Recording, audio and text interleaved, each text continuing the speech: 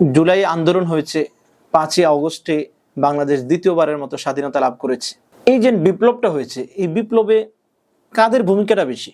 এই বিচার কিন্তু যারা অগ্রণী ভূমিকা পালন করেছে তারাও কিন্তু এই সিদ্ধান্ত কাউকে দিতে পারবে না, অসম্ভব, এটা দিতে পারবে না। কারণ সে এক সেক্টরে কাজ করেছে, দেখা গেছে সেই রাস্তায় আরো 10 কিলোমিটার দূরে কিছু ছাত্ররা সেখানে আন্দোলন করেছে। ঢাকা শহরে এক জায়গায় আন্দোলন হয়েছে, দেখা গেছে ঢাকা শহরের অন্য সাইডে, যেমন দেখেন উত্তরাতে আন্দোলন হয়েছে, যাত্রাবাড়িতে আন্দোলন হয়েছে। উত্তরা আন্দোলন কোনো দিক থেকে ছোট, ঢাকা ভার্সিটির আন্দোলনটা কোনো দিক থেকে বড়। বা ঢাকা ভার্সিটিতে যেভাবে আন্দোলনকারীদেরকে দমনের জন্য চেষ্টা করা হয়েছে, যাত্রাবাড়িতে যারা আন্দোলন করা হয়েছে তাদেরকে মনে হয় যেন এরকম পিঠ থাপড়িয়ে পুলিশরা তাদেরকে বাসায় পাঠিয়ে দিয়েছে, এটা আপনি বলতে পারবেন না। তার মানে বিষয়টা চূড়ান্ত যে আন্দোলনে যারা শরিক হয়েছে, চাই একটা শিশু বাচ্চা হোক না কেন, আপনারা দেখেছেন যে আন্দোলন চলাকালীন ছোট থেকে ছোট বাচ্চা নেতৃত্ব দিয়েছে, সে কিন্তু বন্দুক মারেনি বা গুলি করতে পারেনি বা আস্ত বড় একটা ইট ধরে পুলিশকে নিক্ষেপ করে পুলিশকে যে দুনিয়া থেকে পার করে দিয়েছে, এরকম কিন্তু হয়নি। আমরা কিন্তু দেখেছি অনেক বাচ্চারা তাদের মায়েদেরকে জোর করে বাসা থেকে নিয়ে এসেছে, কেন? যে তাদের ভিতরে একটা বিবেক জাগ্রত হয়েছে যে না, এখন ঘরে বসে থাকা যাবে না। এখন আপনি কি তাকে নাহিদের যেই পরিশ্রম বা সার্জিসের যে পরিশ্রম বা হাসনাতের যেই অক্লান্ত এরকম আত্মত্যাগ, এটার তুলনায় কি তারটা কি আপনি কম চোখে দেখার কোনো সুযোগ আছে? এটা সুযোগ নেই।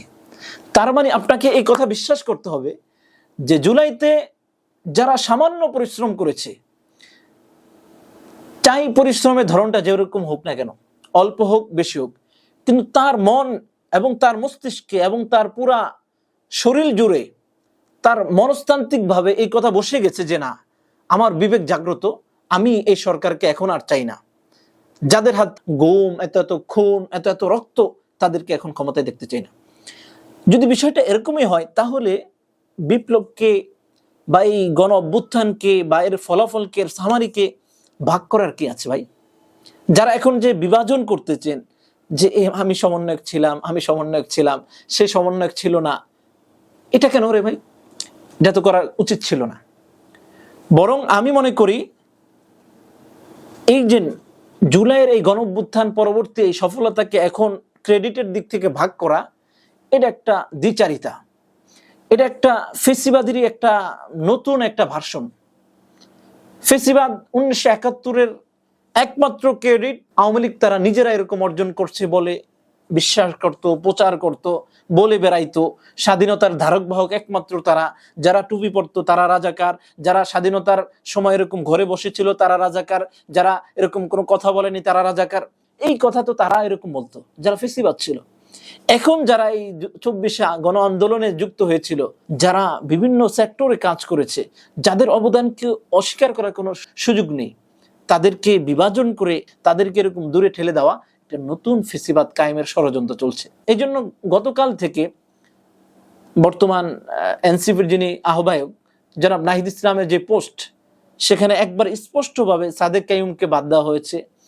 শুধু সাদেক কাইয়ুম না, আরো দেখা গেছে যে এমন অনেক জুলাই যারা জান প্রাণ দিয়ে এরকম সর্বস্ব দিয়ে এরকম আন্দোলন করেছে, এমন অনেক ভাই ব্রাদার আমাদের পরিচিত আছে যে তারা জুলাইয়ের পর একবারে নিশ্চুপ হয়ে গেছে। কারণ তারা জানে কোনো ব্যক্তির জন্য তারা কি করে নেই, ক্রেডিটের জন্য তারা এরকম আন্দোলন করেনি। তারা আন্দোলন করেছে এই দেশের খেটে খাওয়া মানুষদের উপর যেন চলন্ত যে স্টিম রোলার, জুলুমের যে স্টিম রোলার, সেটা থেকে যেন মানুষগুলো মুক্ত হতে পারে, গুম থেকে যেন মানুষ মুক্ত হতে পারে, খুন থেকে যেন মানুষ মুক্ত হতে পারে, এটা কিন্তু তারা চেয়েছে। এই জন্য তারা আন্দোলন পুরোপুরি ভাবে করার পর এখন নিশ্চুপ হয়ে গেছে। অতএব যারা এখন এই জাতীয় বিভাজনের রাজনীতিকে পছন্দ করেন, আমরা আপনাদেরকে দ্বিতীয় ফেসিবাদ কায়েমের ষড়যন্ত্রকারী হিসেবে আমরা চিহ্নিত করতে চাই। আপনাদের উচিত হয়নি এভাবে বিভাজন করা, আপনাদের উচিত হয়নি নিজেদেরকে এভাবে এরকম ক্ষমতাসীন মনে করা, আপনাদের উচিত হয়নি পুরা জুলাইয়ের ক্রেডিট নিজেদের পক্ষে বা নিজেদের ঘরে এরকম জোগাড় নেওয়া, এটা আপনাদের জন্য উচিত হয়নি। আমরা বিশ্বাস করি যারা জুলাই প্রকৃত যোদ্ধা, তারা কখনো নিজেদের ক্রেডিট নেওয়ার জন্য জুলাই এরকম যুদ্ধ অংশগ্রহণ করেনি। তারা বাংলাদেশকে মুক্ত করতে পেরেছে, তারা বাংলাদেশকে মুক্ত করতে চেয়েছে, বিদায় যুদ্ধ হয়েছে, বিদায় এরকম স্বাধীনতা লাভ করতে পেরেছে।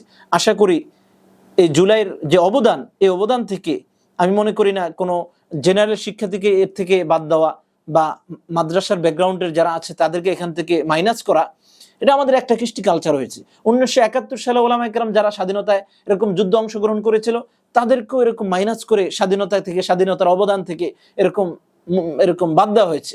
মাওলানা ভাসানীকে দেখা গেছে যে বাংলাদেশের এই ফেসিবাদের 16 বছরে কোথাও আমরা নাম শুনতে দেখিনি, না মাইকে, না বক্তব্যে, না আন্দোলনে, অথবা না সংসদ ভবনে, কোথাও আমরা নাম শুনিনি। অথচ মাওলানা ভাসানীর যে কৃতিত্ব এটা বর্ণনাতীত, কিন্তু সেই তুলনায় বঙ্গবন্ধুর নামটাই কিন্তু আমরা বেশি শুনেছি।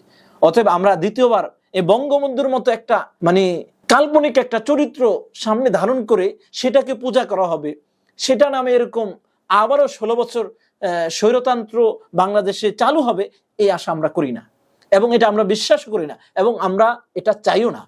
অতএব জুলাইতে যারা অংশগ্রহণ করেছে, চাই সে যে মতের হোক না কেন, ডানপন্থী হোক অথবা বামপন্থী হোক, মুসলমান হোক, হিন্দু হোক, ছাত্র হোক, কাউমি মাদ্রাসার হোক অথবা আলিয়ার হোক, বিশ্ববিদ্যালয়ের হোক অথবা ভার্সিটির হোক, সবার ক্ষেত্রে সমান, সবাইকে সম্মান, শ্রদ্ধা এবং বক্তব্যের ক্ষেত্রে সবার অংশগ্রহণকে নিশ্চিত করা এবং সবার অবদানকে স্বীকার করা, এটাই হবে জুলাইয়ের অবদানের এরকম স্বীকৃতি প্রদান।